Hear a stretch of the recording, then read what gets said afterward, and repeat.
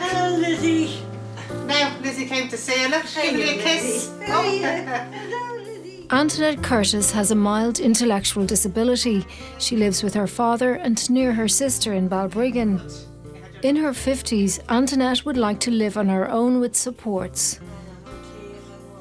My family is getting older, and I do think this is very important. Having my own key to the front door will make me very happy. Despite being on the housing list, there are no places locally. This means that Antinet faces losing her friends and services and being relocated elsewhere when her father dies. Well, I hope the government got this because I think they cannot wait for a crisis to happen. I'd be devastated. No, I'm not going anywhere else, no. I'd be terrified anywhere else. Pat, who's just turned 75, would also like Antinet to make the transition to supported living. I can feel time catching up on me now. Mentally, it takes its toll.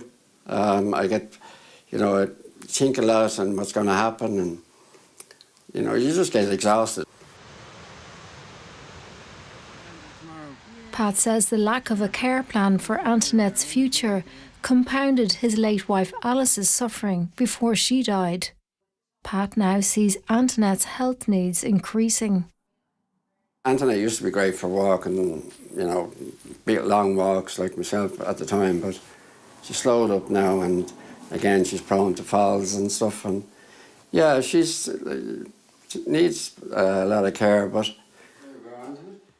And if anything were to happen to Pat, Antinet could be relocated away from their community, something he thinks would be catastrophic for her.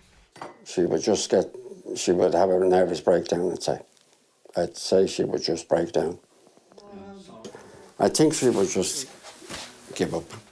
She would lose her identity. Antinet's sister Samantha currently cares for Antinet in the mornings and helps Pat with cooking.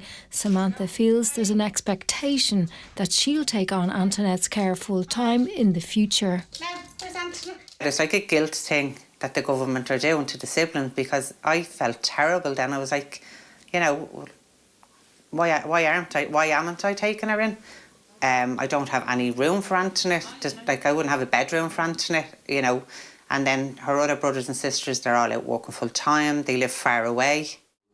The cliff edge the family face is felt most acutely by Antinet. I do think this is very important to learn before I get too old, and I hope people will listen to me now. Official figures show that this year the state will provide over 9,000 places nationally, and that there are over 2,000 people like Antinet seeking a residential place. Just 72 additional places will be provided for them, with another 80 planned for emergency need, bringing the total to 152 new places projected this year. This shortage of places has led to a group called Before I Die being formed. It represents ageing parents concerned about the accommodation needs of their adult children with an intellectual disability. Since I started the group, I'm just absolutely shocked by what I'm hearing. And it's just abject neglect, lack of planning that has left people like ourselves in an absolute crisis situation. Tony, in his 70s, and his wife Susan care for their 42-year-old daughter Aoife. Without a state plan for her future, Aoife could become an emergency case and end up in any county where there's a residential place.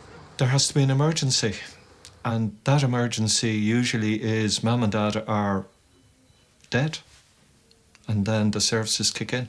So in a matter of weeks, she will have lost her parent, her house, her service, her friends, and her two brothers if she's moved to the middle of Ireland. And of course, then she'll probably act out, and the answer to that will be, we'll medicate her. That's the future. Are you going to watch First City tonight? Yeah. Is it on tonight, Aoife? No. Tony says he's discovered many bureaucratic challenges in trying to get a home for Aoife. she can't get the house unless the HSE have put a care plan and package in place for her.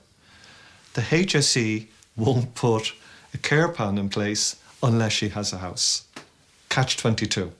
The worrying part from us meeting politicians is that we don't sense there's a plan to have a plan. The position of the HSE is starkly revealed in a letter recently sent to a parent seeking help for a young adult with an intellectual disability.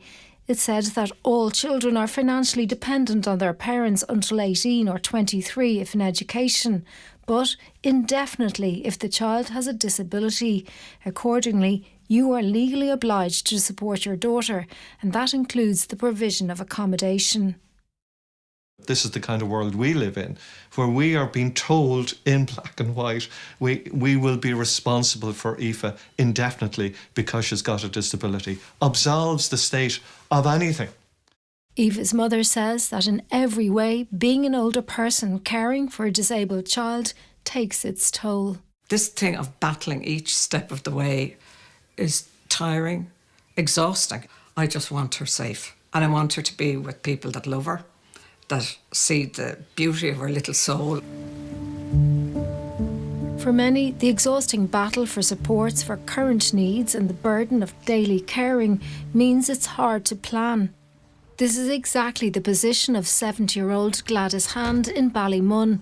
She's been caring for her daughter Jessica for 45 years and has only recently discovered that Jessica needed to be on the housing list. She could have been on the list years ago if I'd have known. Like, I only found out about it just before Christmas. Mm-hmm. Ready for your dinner, Jessica? Yeah, I am. I was told if she's not on the housing list and she hasn't got a bank account, she would be passed over for residential care. Mm-hmm. Gladys also cares for Jessica's father, Mick, at home. In her busy days, Gladys puts herself last.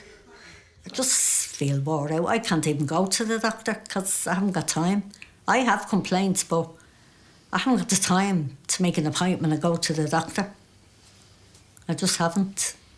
When Jessica's not at day service, she's highly dependent, with complex medical and physical needs, including changing dressings. So I have to dress. That has to be done every morning.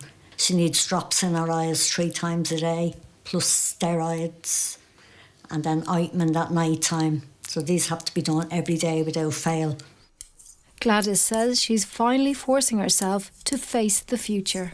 Yeah, it's really hit me now because I see the way, like, our dads after getting very sick just so quick out of nowhere. And that could happen to me too, you know? No cheating. If that happened to me, what's going to happen to her? It's a great game ever. I'd be afraid to be taken out of the community, and that would just be devastating for her. Yeah. I'd rather bring her with me.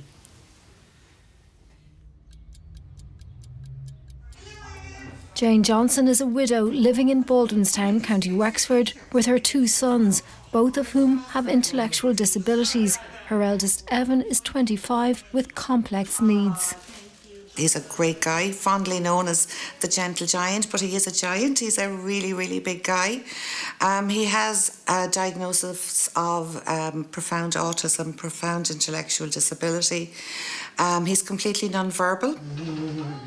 Evan is also partially sighted and epileptic. Like his brother, he attends a day service, and Jane gets 2 carers for him twice a week as he needs 2-to-1 care.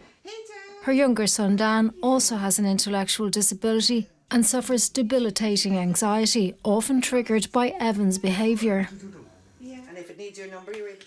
I love those 2 guys equally, but it's been really tough for Dan. He has, I suppose, tried to manage this in his home his entire life, and I do feel that that has contributed to, you know, the level of anxiety that he battles with. Jane gets 4 weeks a year respite when her sons go into full-time care.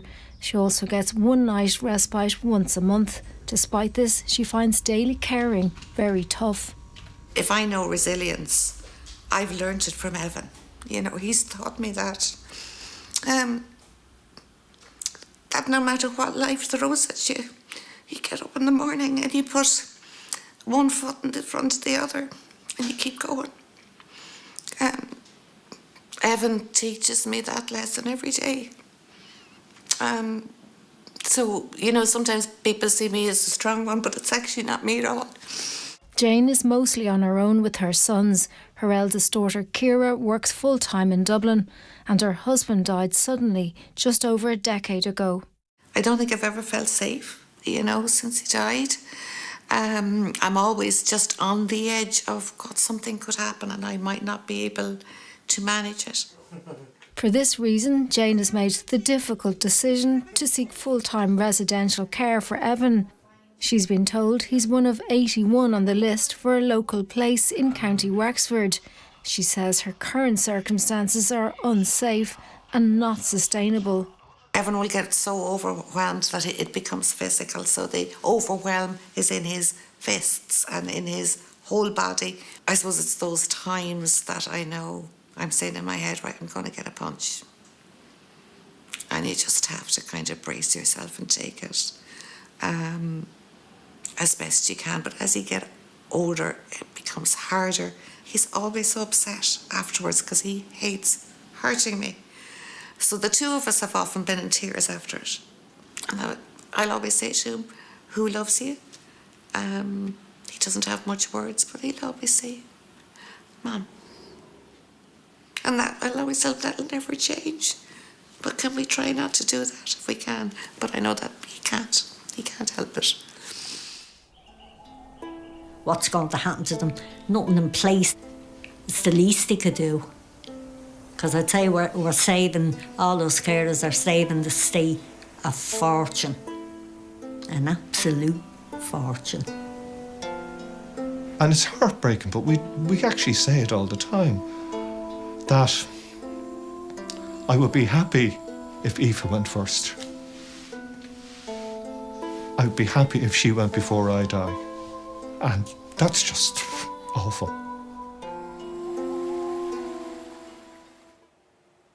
That report is from Una Smith, and we'd like to thank all the people who spoke to us for that film. Well, before we went on air, I spoke to Minister Norma Foley, who was in our Dáil studio, and I put it to her that we had just watched parents clearly at breaking point, crying out for help from the state, and that the state is abjectly failing them, and the buck stops with her and the government she's part of. I asked her what she would like to say to those parents tonight. Look, Miriam, I do want to say at the outset, one couldn't but be moved by the challenges faced by these families, and most especially one couldn't help but be moved by the loyalty and love of these parents, for their children. They're now adult children. And I am really, really conscious of these challenges. I have met with the advocacy group there with Tony and Before We Die. I meet with other advocacy groups and indeed, individuals. I meet them in my own constituency. I have met them long before I became Minister for Disability. So I know that we need to change how disability is treated, how services are delivered, and it is a priority for me. And indeed, An Taoiseach Micheál Martin was very clear that it is a key priority for government. OK, so specifically though tonight, Minister, what would you say to them? I mean, at the moment, 2,053 adults are currently seeking a residential place. I think an extra 152 places are to be provided this year. But that means like 1,900 adults, Minister, and their families are just waiting and waiting in desperation. Yeah, I understand that, Miriam. And I suppose, right from the start, we have said that in this government, there will be an absolute change in how disability services are dealt with and how they're prioritised. So to achieve that, we have ensured for the first time ever, €3.9 billion has been made available, an additional €500 million specifically for the delivery of service for specialist disability services. But you referenced the number of places that are to be delivered there. There's €65 million ring-fenced for 152 places. For the first time ever, 72 of those places are planned places. And I know you would note from the VT there, people are speaking that all the time the emphasis has been on emergency, but not on planned. So this will be, for the first time, a planned approach. OK, but I think, Minister, sorry for cutting across you, it's just you're in the Dáil studio, so that does make it difficult. But like Tony Murray says there, his big worry is that there is no plan to actually have a plan. And meanwhile, those 1,900 adults are waiting for a place. Well, again, if I could just finish the point in terms of the housing allocation. So that's, we'll say, 152 places being provided with €65 million at a cost of €400,000 per year for each one of those places. And if it were double that, then that money should be found as well. So it's not a question of the money. But I also want to say the second strand of that, the second element of that, is the work that we're doing with the Department of Housing. The Department of Housing currently provide housing for people who are in need of housing. Why should that not include people with disabilities? So I've had a number of engagements with the Minister for Housing, and they will be very proactive in this space, providing additional housing. So we have the places that will be made available with the €65 million, and also the place that will be made available through the Department of Housing. And on that, Minister, we heard Gladys there in Una's film. Her daughter is 45, she has Down syndrome. She has to be put on a housing list and get a bank account before she can be considered for a HSE place. I mean, that seems daft. Well, again, just to say, generally in terms of the needs for an individual, it is, they apply through their service provider. In terms of the local authority, in terms of the housing element through the local authority, I do think the local authority have to step up here. I do think the local authority have to recognise people with disabilities have a right to be housed through the same system as everybody else. So it's a two-pronged attack, if you like. It will be the specific funding that we have available, but the enormous funding that's made available to the Department of Housing must cater for people with disabilities. Let me come back on that. Tony Murray made another very good point. He's the father, obviously, of Aoife. He said in relation to houses that there's a real catch-22 situation, Minister, because Aoife, his daughter, she cannot get a residential place in a house unless the HSE has a care package in order for her. But the HSE won't put a care plan in place until she has that house. I mean, that's a bureaucratic nightmare and a catch-22 for those families. Absolutely, and I have met with Tony and I absolutely agree with him, and it is for that reason that we are trying to bring together the two systems. Everybody is working in a silo here, so as part of that, as to how we envisage the delivery of service, for the first time we're making provision for a national disability lead in the HSE, 6 regional disability leads and a team of people working in each of the regions so that they're answerable to the local community in terms of delivery. And if I could just finish, Miriam, in relation to the housing, those teams in each of the region will have a housing coordinator who will coordinate between the Department of Housing and the HSE to deliver the housing need. Let me come back in there. That sounds great. The problem is the length of time it will take for that to happen. And secondly, is there a feeling, Minister, within state agencies that what we saw in Una's film there, the HSE letter basically seems to say that adult children are to be financially dependent on their parents indefinitely. It's basically absolving the state of any responsibility. Is that what those state agencies actually think? Well, I can only speak for myself and indeed for my own department and indeed for government. I have absolutely no agreement with that vision that was outlined there. It is not the world vision that I have. It is not the vision of government. That is not the view that we hold. I want to be absolutely clear. People have an entitlement to be provided for housing, whether, when they need housing and whether they have a disability or otherwise. And I think that I am absolutely categoric in that.